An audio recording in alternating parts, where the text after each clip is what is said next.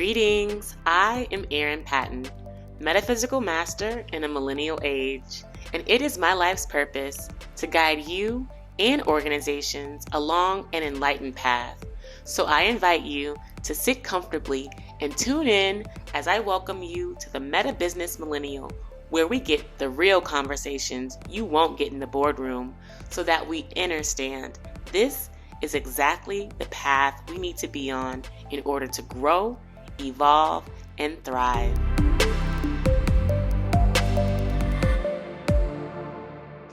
Greetings, I am Erin Patton, and welcome to the Meta Business Millennial. I am joined here today with Karel Chan, the happiness coach from her business, The Anchored Awakening. And I'm so honored and also excited and thrilled to have her on the show today because, again, we're continuing to get more and more guests that are really aligned with lifting other people up along their path. And as a happiness coach, that's exactly what Karel does. And I'm not going to get into too much detail about what she does or how she does it because I'm going to let her tell y'all herself. So without further ado, welcome Karel to the show. Thank you so much, Erin. I'm so happy to be here. Well, it is such a pleasure to have you, as I mentioned before. And I want you to just kind of start with telling the guests, telling our followers, our viewers, a little bit more about yourself. Where are you from? Like, tell us a little bit about your, I guess, your career background, your professional background, and a little bit into how you got to where you are today. Yeah. I'm originally I was born in California, actually, the Bay Area, but I moved to New Jersey when I was 2. So I grew up in New Jersey, East Coast native. And then I currently live in the Portland, Oregon metro area. I've been here for about 15 years. And so very much Pacific Northwest for life. Um, Yes.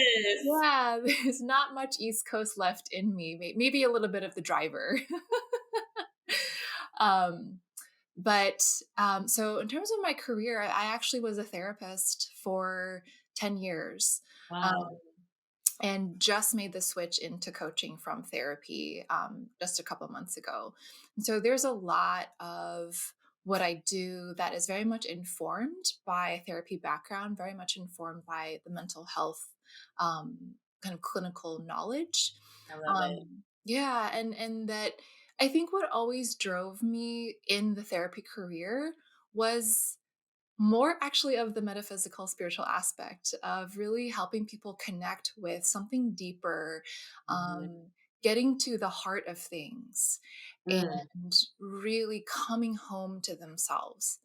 Mhm. And that even before I had the language of that, coming home to yourself, going deeper, there was always a curiosity that I had about the human experience and a real desire to live deeply.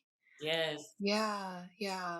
And and in kind of preparing for today's interview, I thought about it's funny to be asked to talk about my life because I'm like, man, I'm 40. There's a lot to talk about. How long do you have? But I think that I've thought so much about my life, and in really understanding who I am, there's been a lot of reflection of what are the important points, right? What are the influential moments? What Yeah. are, what truly made me who I am in both a really formative way and also in a challenging sort of way.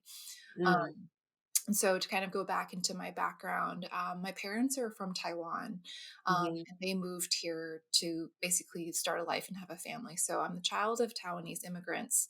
And I've thought a lot about that too, what that experience is like. And what I'll say is, at the time, they moved here late 70s. I think that there was not a lot of preparation that they were given or could have been given about how to raise Western children, Right. because the culture is just so different, and that what ended up happening was there was a disconnect between kind of what kind of life I was being prepared to have, and what kind of life I ended up having, or Mm. what kind of life a person growing up in the United States, and kind of all of the socioeconomic factors and the cultural factors, but the kind of life I was gonna have and the life that I was being prepared to have were very different. Yeah. And that it led to a lot of feeling lost for me. So I was very high achieving, which is kind of very typical of children of immigrants. Yeah. Did very, very well in school, did all the subjects, but I would say my true passion from the get go was love and storytelling. Yes. And that those things, they don't have a traditional career path, you know? And so there was this focus on being academically successful to set myself up for a career, but I didn't really even know how to care about that. And so I ended up getting an undergraduate degree in English and creative writing, which I basically did nothing with. Yes. Yeah. So I got spat into the real world and kind of just floundered around for a little bit. I worked in the education sector. I did a little bit of time in a creative ad agency in recruiting, and had some sort of thought of like, where could this take me? Um, but what ended up really driving me was I met a boy and fell in love, and he was moving out here to Portland, and I was like, guess I'm coming with you. And that was one of the biggest changes I made in my life. I mean, I'm still here, right? Yes. So it was love that brought me here.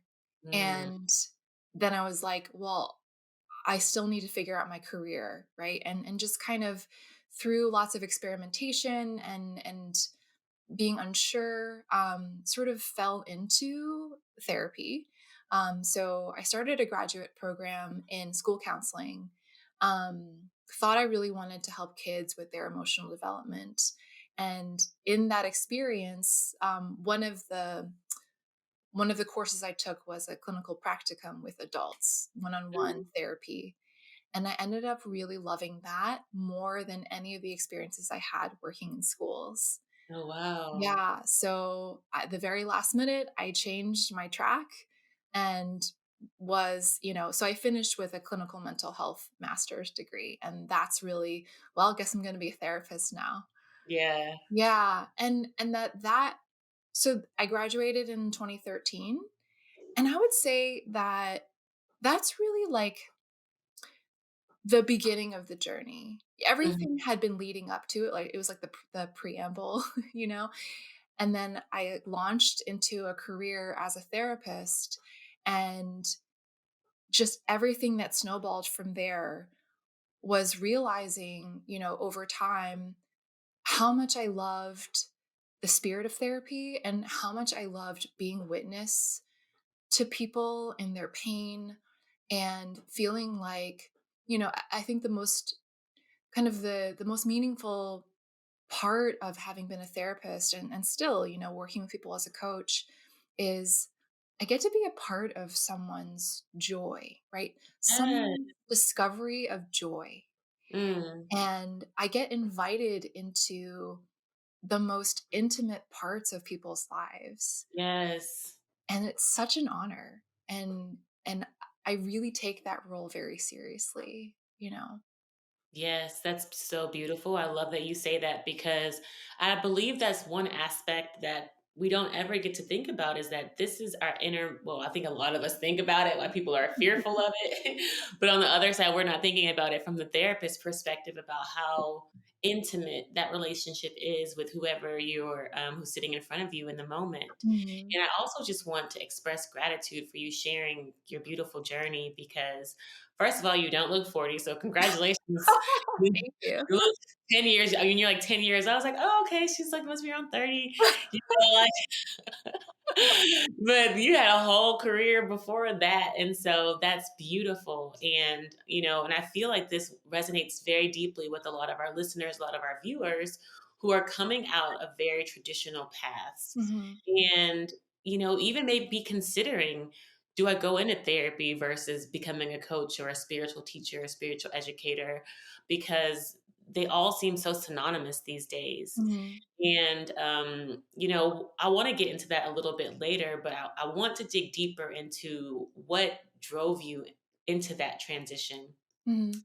Was there a catalyst that awakened your spirituality or your metaphysicalness? Because I always speak to my trauma and shaking me and shifting me into this awakening path, this very accelerated path. Mhm.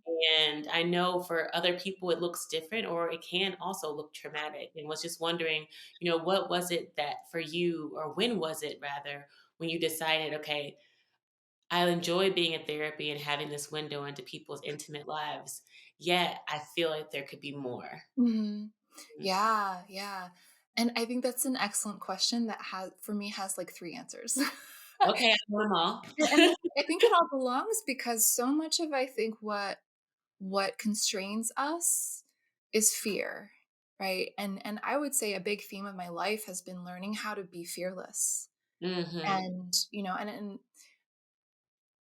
I'm in a very good place with my family right now. But there was a time when I wasn't. So I'm trying to be careful with like how I talk about them. But my mother lives in a lens of fear and anxiety, and I think that there's very good reason for that. But that's what I was taught, and Mhm. so there's a pedigree that I have of fear that my whole journey in life has been kind of learning how to open up from.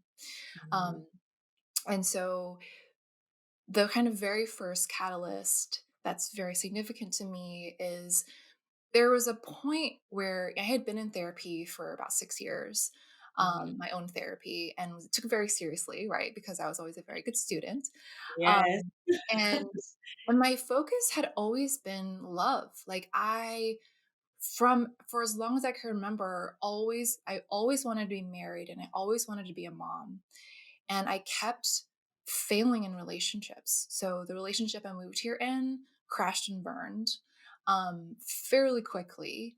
And from then it was just constantly getting back in the dating scene, constantly getting into these relationships that were either dysfunctional or highly toxic, right? That they never flowed, they never felt good, and they always ended up in heartbreak. And there was this period of time where I had just experienced just too much heartbreak, and was struggling with a lot of stuff that I think is very commonly understood now as codependency and anxious attachment. So just a lot of fear and a lot of grasping, a lot of depression, and it got as deep as suicidal ideation. Okay. I had bulimia since I was 19. It was still very active, Mm. smoking cigarettes, just all these things that when you think about the picture of like health and wellness, like not that at all, you know? Yeah. And I thought, I'm a therapist and I've been in therapy consistently for 6 years and I'm not happy and I'm struggling in all these ways. Like, what's missing? Hmm. What is missing? There has to be more. There has to be more than what I'm getting from the therapy industry. Um, and then I fell in love with a man who was Muslim, and he was a convert. And so I was very curious about what that would look like in a relationship. So I asked him. I said, what are your expectations in a partnership? I see that you pray 5 times a day, that you follow a lot of the tenets. Is that something that you would want from me if this were to continue? And he thought about it and he came back and he said, yeah, I would want a partner to be Muslim in belief and practice. Um, and I had been thinking about it already since I asked him. And I was like, all right, let me give it a try. Mm. And it was astounding to me Mm. that it felt so natural for me to say yes. And I started to read the Quran, I started learning about Islam, and so much of the word of God began to really speak to me as guidance that would have kept me from going astray, right? Yes. Like if I had known, right? If I had been led by God, then I wouldn't have made all of the decisions that I had made in my early 20s. Mhm. I and I really felt that I would be a lot happier. and that I would feel more grounded in life. Mhm. And it was just this really beautiful moment of gratitude that God had found his way to me through the one thing I was obsessed with, right? Which is falling in love. And so I was very devout for a year, just really getting into the practice, taking in a lot of sermons. And I think it was a way of me using like what I knew, which was rule following, right? Very high achiever, followed all the rules. I Mhm. needed that sort of entry point Mhm. into a spiritual exploration in order Yes. to like kind of know what to do. Mhm. And after about a year, I kind of started to step away from very devout Islam, mostly because it's very hard to do that in the West, especially I think in Portland. Yeah. I just really needed a lot more of a feeling of autonomy in how I was exploring things. I wanted to feel like there was more of a sense of community that I could find. And so then I kind of started to go into exploring Buddhism and the Dharma. And there's actually a lot of commonality between Islam and Buddhism. And Mhm. finding that connection was just so validating for me and so enlivening for me. And so since then, I've really been studying the Dharma. I've been studying Vipassana meditation, and getting more and more into understanding mindfulness, understanding the mind in general, Yes. and then how that really translates to the interconnectedness that we all have with each other, right? What Yes. does it mean to be human by design and to have a love and acceptance for the suffering that we invite upon ourselves because we're human, and then forgiveness for that, and a curiosity to um move away from that suffering, right? Yes. And to understand how much agency each of us really has in um choosing happiness, in choosing peace, choosing equanimity. Mhm. And the more and more that I've taken this on in my own life and seen it really transform me, the more I started to see that it was almost like within the bounds of being a therapist, I could only communicate so much to clients and I could only take them so far. And I did have clients who were very interested in it. And I thought, what if that identity fell away, which is so Buddhist? What if Yeah. that identity just fell away and I could just be with people in sisterhood, right? And we didn't need to define what we're doing, but we could just reach into the energy between us, Mhm. right? And have a level of trust in kind of our human ethics rather than needing to be bound by like ethics that are written by other people for a Right. very specific reason, right? Right. And also, very logistically, as a therapist, I could only serve people in the state that I was licensed in, which is Oregon. I And I didn't was like, realize oh, that. I can reach people anywhere, right? Right. And what better way to really expand my message and my spirit than to open it to anywhere you possibly are. If you connect with me and you want to work with me, like, let's do it. Yes. Yeah. I love that. Thank you so much for sharing. There are several aspects of that response that deeply resonated with me. And the first I have to point out is just that source always meets you where you are. Yes. Because very similarly, I was high performing, overachieving tiger mom family kind of upbringing. Yep. And so when I started my metaphysical journey, I started with through the University of Commission Sciences, which was founded by Dr. Phil Valentine. And he literally would lecture to us for like 6 hours at a time with accompanying slides. PowerPoints that I would make notes in. So how God you I it's just amazing how the word, the truth will reach you in the means that you are most like capable in so that Right. you can receive it in the best way because very similar to you, you had to receive that structure, that discipline of Islam, Mhm. and the whatever boundaries that were, created for you through that relationship with your partner, to really have that awakening through love, which is obviously one of the highest emotions, one of the highest vibrations and experiences, Mhm. versus a lot of folks who come through way of trauma and Right. fear. Right. You were exiting that, like many folks are through, the suicidal thoughts, the depression, into a higher vibration.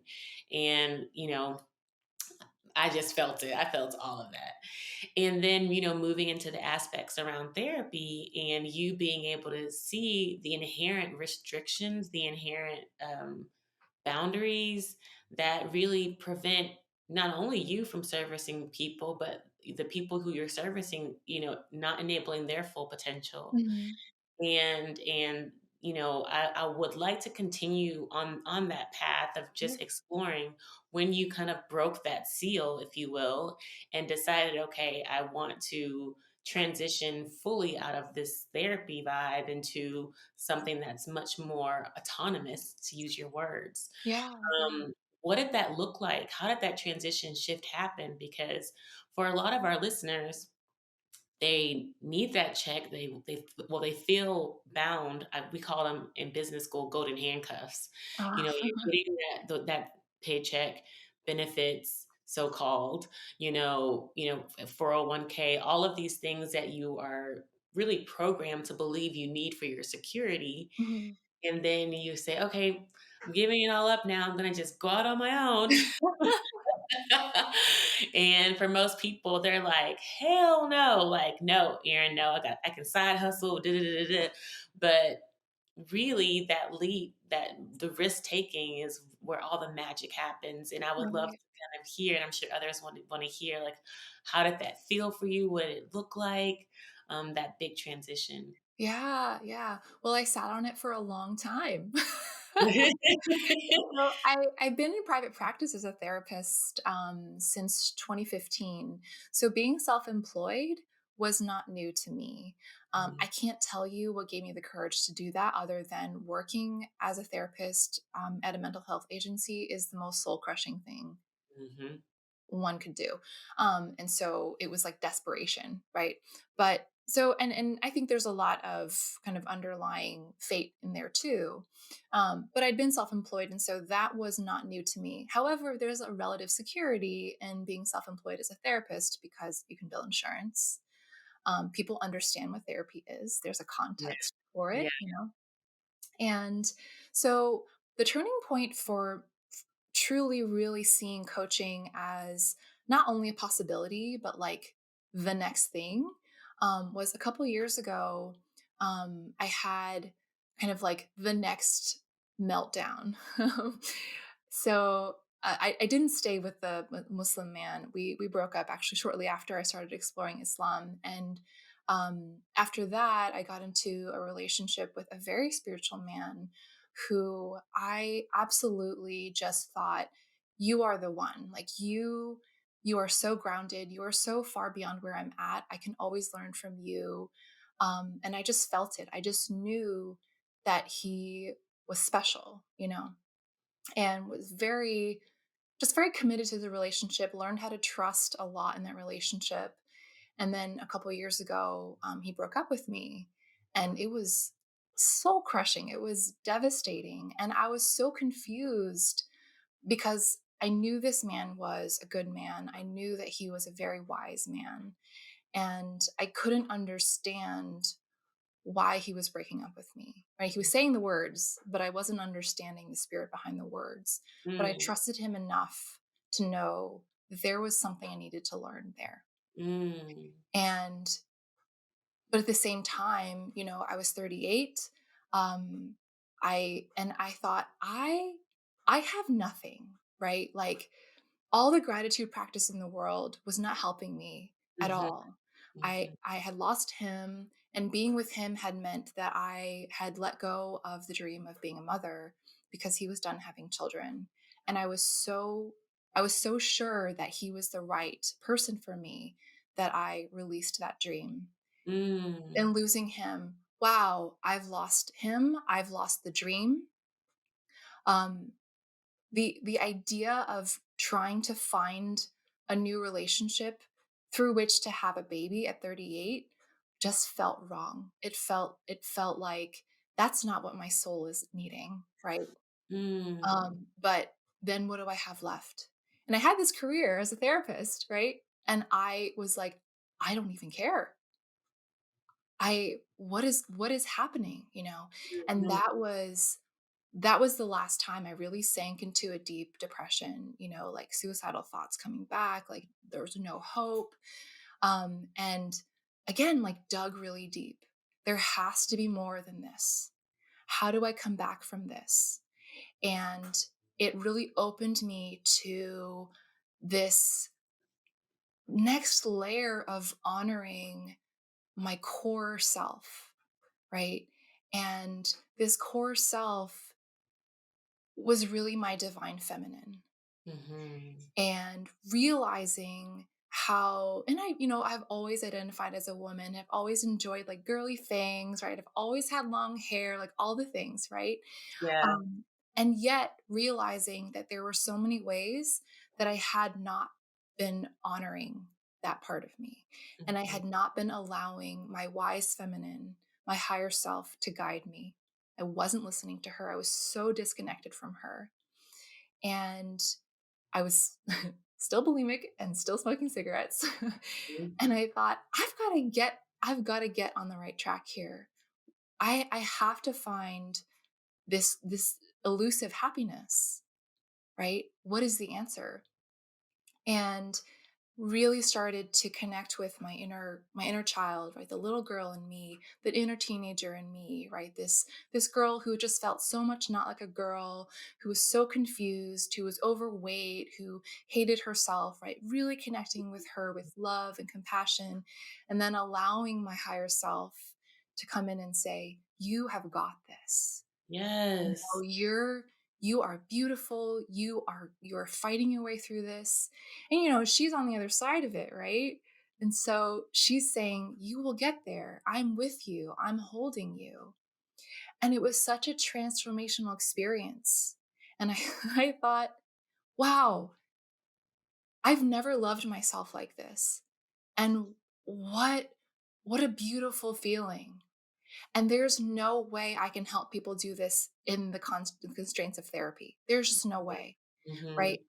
Especially because I think the mental health industry has become so medicalized, Yeah. so pathologized. And I wanted to get as far away from that as possible. Yes.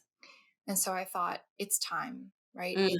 It's time to move out of therapy, which is terrifying because there is that security in it. People know what therapy is. I had a full caseload. I'd always had a full caseload. Mm. And you know, people will always want to use their insurance for therapy. So I'll always have people coming in. But I thought, I can't, like, I can't continue on in that path, only helping people halfway Yeah. when my heart will want so much more for them. Yes. It feels inauthentic. And I was so done being inauthentic with anyone, let alone myself. Come on now. Yeah. And so then it became, when am I going to do this? And it took about a year of planning, and really spiritual preparation of, I'm gonna really trust that this is my path. Everything that I've experienced has led me to do this, right? And there's all sorts of rituals that I've been doing with the help of my partner, to set me up well. I've got divine help guiding me, telling me what's right, you know, and really trusting that and saying, all right, here I am, you know, I'm doing the best work I can, and that's going to take me somewhere. Yes. I love that. I love that so much because it took, your own kind of falling off the wagon, if Mhm. you will, in order to be able to realize that not only do I need this work, but the whole world needs it too. And I have I always kind of share my story and very similarly, suicidal thoughts. I had lost my dad. My friend was murdered a couple weeks later. My mom attempted suicide a few months after that. Like I thought my life was going to be over too. Mhm. And it wasn't until I had hit that low that I was just like, I have to do something not only to heal myself, but Mhm. bring these healing practices to others. Right. And for me, that journey looked like going through, the programs, the yoga, the tai chi, all that. And I really wanted to understand what were some of the modalities or some of the healing tools that you started to implement as you were transitioning out of the addiction, out of the self mutilation, for lack of better words. Mhm. Because bulimia is what it looked like for you, but it can look like so many other things Right. to other people because it's almost just like an expression of hatred or judgment Oh, physically yeah. manifested of self. Yeah. And what were some of the things that you did to heal that aspect of you? Because obviously you knew you were worthy of that love, you just didn't have the capacity at the time to Mhm. show yourself that love. Mhm. Yeah.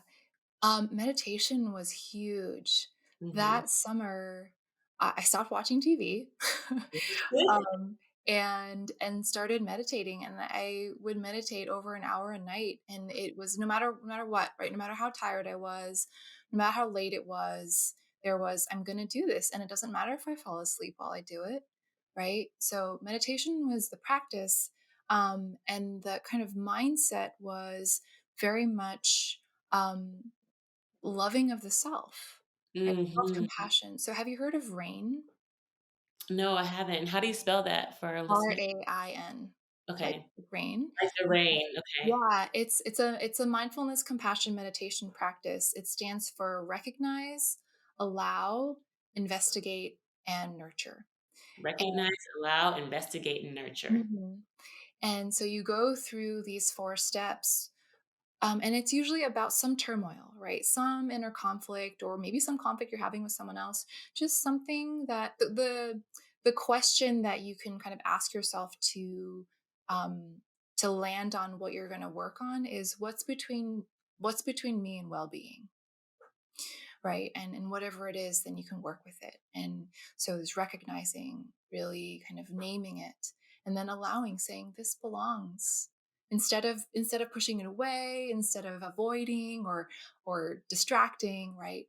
This belongs here, and it's okay that it's here right now, right? When we allow the conflict or the turmoil or the pain, um, we're giving it permission. And this is usually, in my experience, this was usually a part of me that was hurting the most. And so, of course, she would need to be allowed to be there.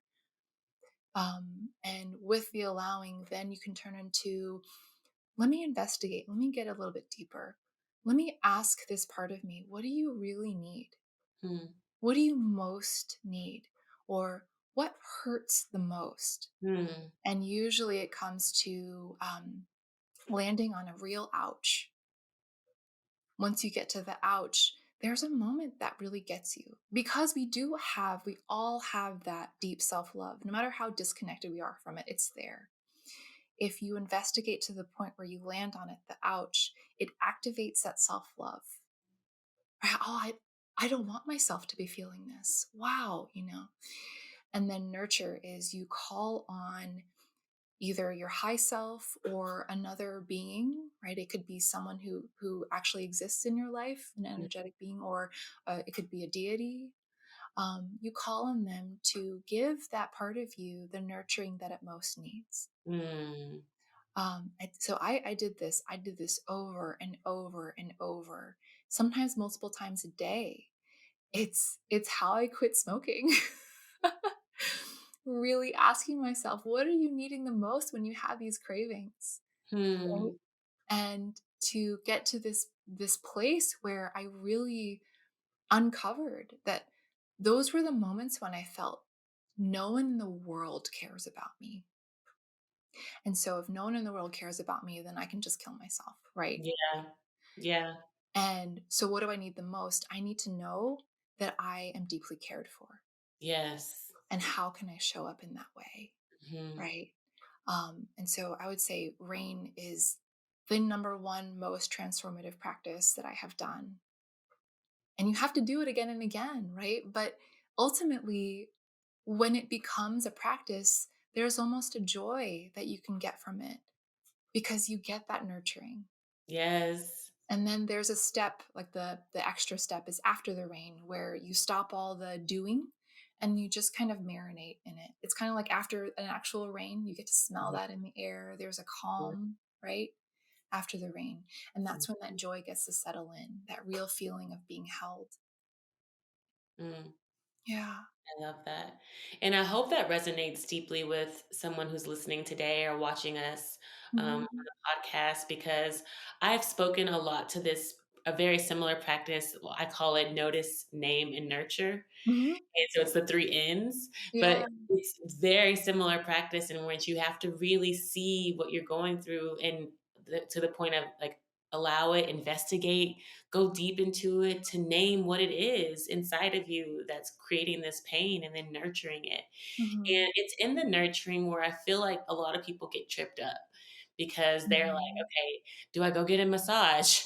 Do I go, do I go for a run? Do I go for a walk outside? Like there's all these things you can do to nurture, but really it's in the stillness of Right. knowing and feeling that love for yourself in the nurturing aspect. Because yes, you can do all those great self-care things. I love to take a hot salt bath because Mhm. it just literally I can't move because it's so hot. You know what I'm saying? For once, I'm just still. Yeah. Yet at the same time, I'm feeling my energy. I'm feeling Mhm. my emotions. I'm communing with God. Mhm. And I believe that's really fundamentally what you're expressing when you're talking about that nurturing and that integration after the rain and the Yeah. smelling of the nice fresh, dewdrops is the communing with God and knowing and Mhm. trusting I am loved and I am good. Mhm. I love that you shared that because you said you did it multiple times a day, over and over Oh and over god, until you yeah. started to develop your own practice. And when you started working with, say, your first client, like say you okay, I did it, Anchored Awakening's up and running. Like, how was it like starting to recruit people? Did you just transition your docket of cases over to the Anchored Awakening? How did you continue to grow that business and really start to market yourself now as the spiritual coach, which, in this day and time, or even when you were doing it, it's still a little bit taboo, Mhm. for lack Yeah. of better words. Literally on one of my previous podcasts, one of my guests, Tim Limberg of the House of Beautiful Business, was just like, how do you have the courage to do this? Talk about these things so freely.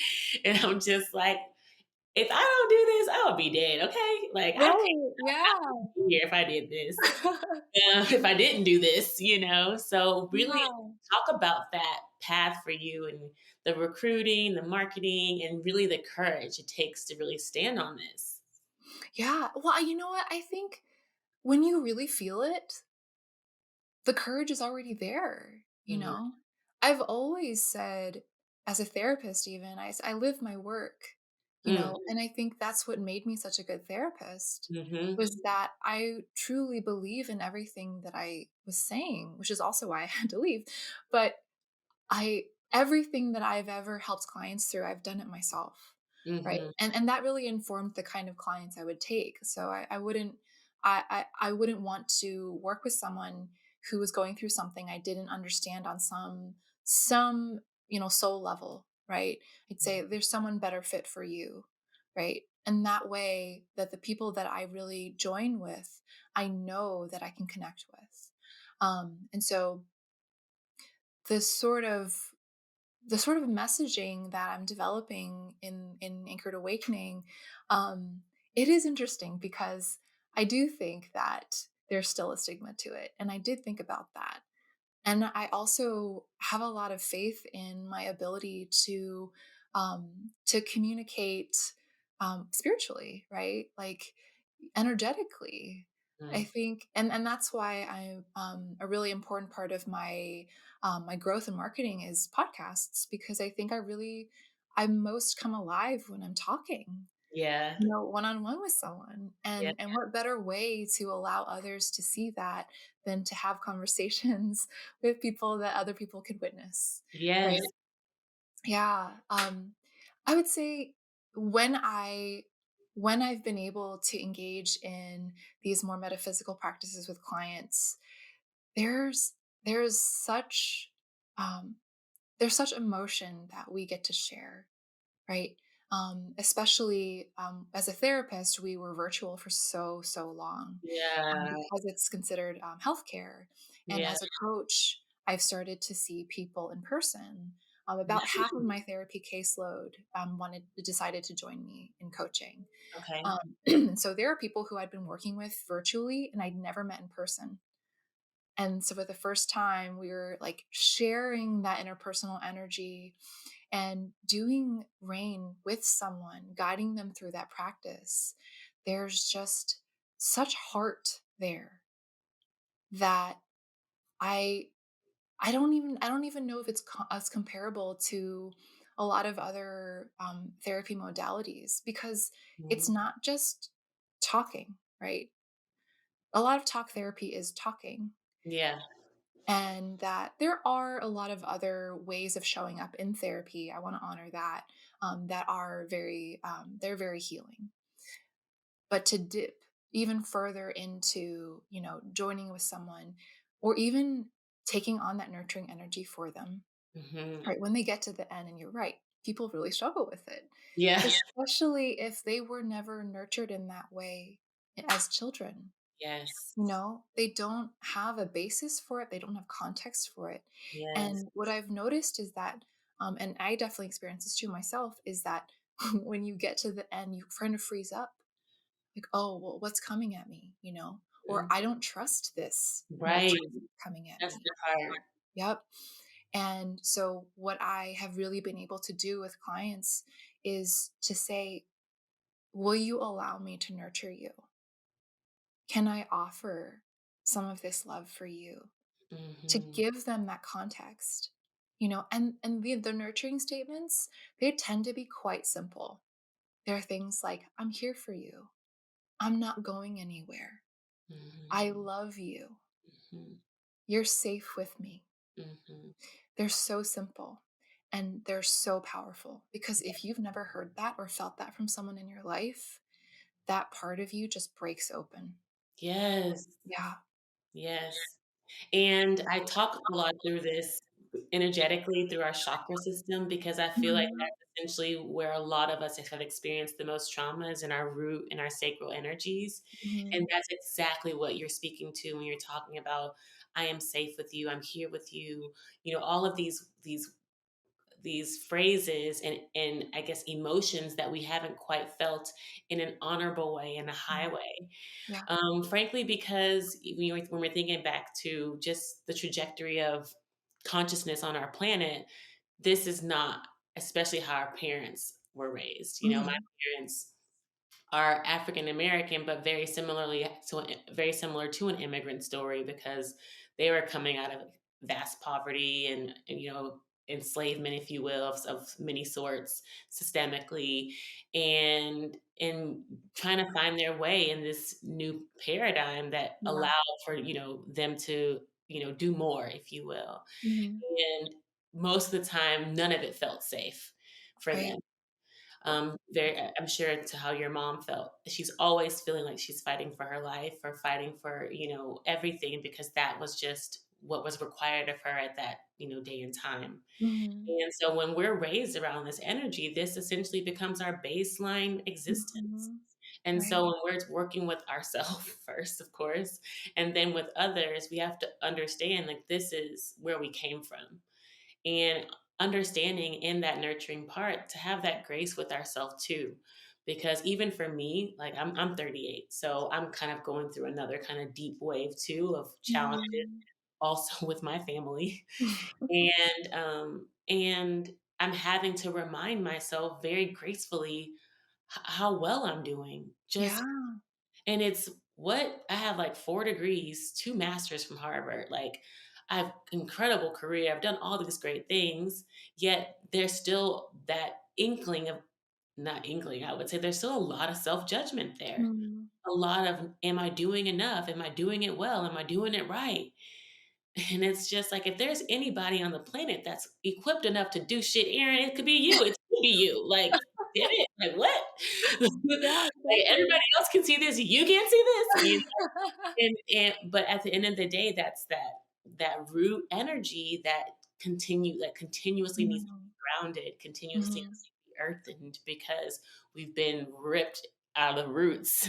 Mhm. From your home country, my family in many different ways from its home country, and we're trying to establish that rootedness, and that rootedness is, like you said, energetic, and what we experience in person. And so I love all that you shared because that deeply resonates with me.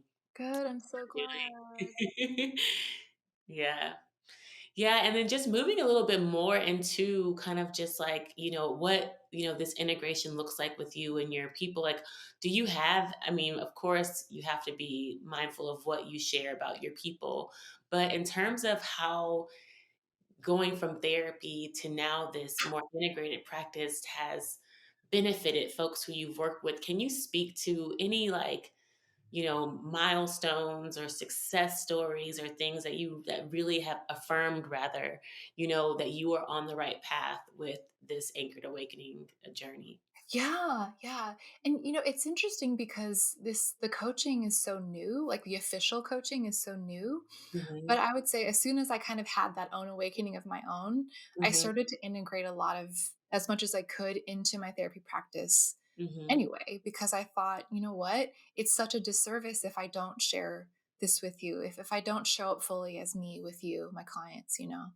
And with that shift, I really saw a lot of there was just a light that turned on for people mhm, where and because a lot of my clients had been long-term clients, mhm, they had started to say like, I see a change in you. mm, You you seem you seem a lot different, right? You've really come alive. One of my clients who I had seen her in person before COVID, and then we recently had our very first in-person session again after 3 years. So she and her goals now are so different, right, in coaching versus therapy.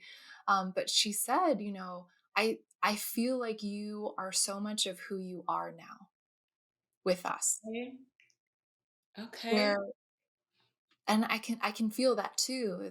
As a therapist, there is a holding back that you kind of need to do that I just was done with. yeah, So in that showing up, in that really more deeply energetic partnering with, right? Like I'm really here with you, and there was a lot more of the slowing down a little bit. Let's do some mindfulness together. Let's really connect with your inner child, yeah, that kind of stuff. I yes, saw a lot of opening in my clients as well, where they started to feel a lot more grounded in their self love. And mm, they started to exhibit a lot more courage in their own decision making mm, and a lot more confidence too. So if they were kind of unsure about some direction they were going in life, where then they felt, I'm going to go in this direction and I feel really good about it, right? Even though it's scary, even though, there's still a lot of uncertainty that lies ahead, I feel a lot more driven to do that. mm, And, I've had clients make huge decisions in their own businesses, right? So one of mm, my clients she's running her own business since she was quite young and kind of had some leftover bits from it that she was holding on to out of fear, but they really weren't serving her anymore. And she really wanted to take the business in a whole other direction.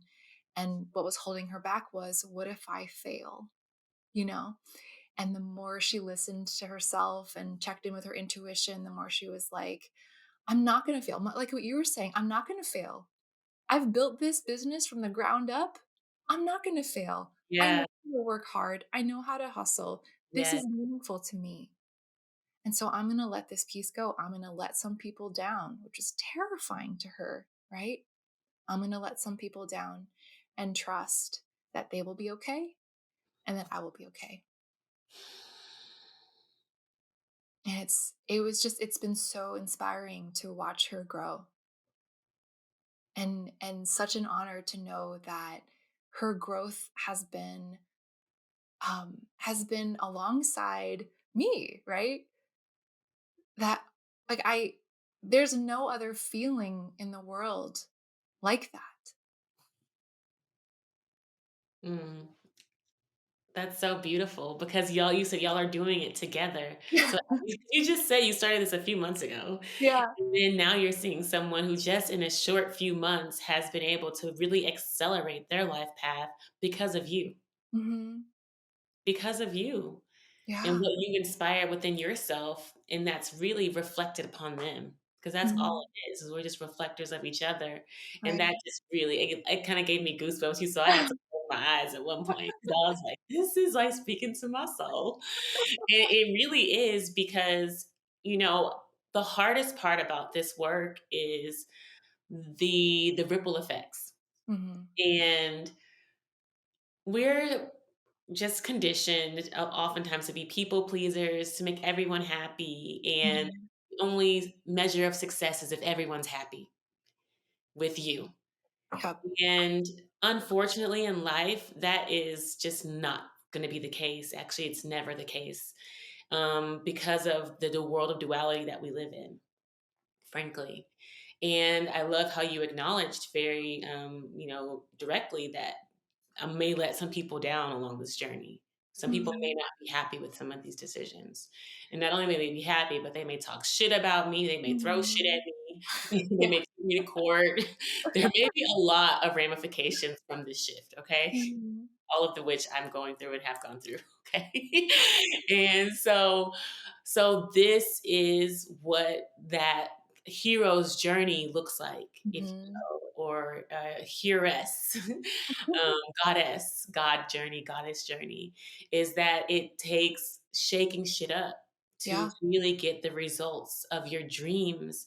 And we don't realize that our dreams disrupt the world around us. And that disruption also comes with a cost. And that cost can look many different ways.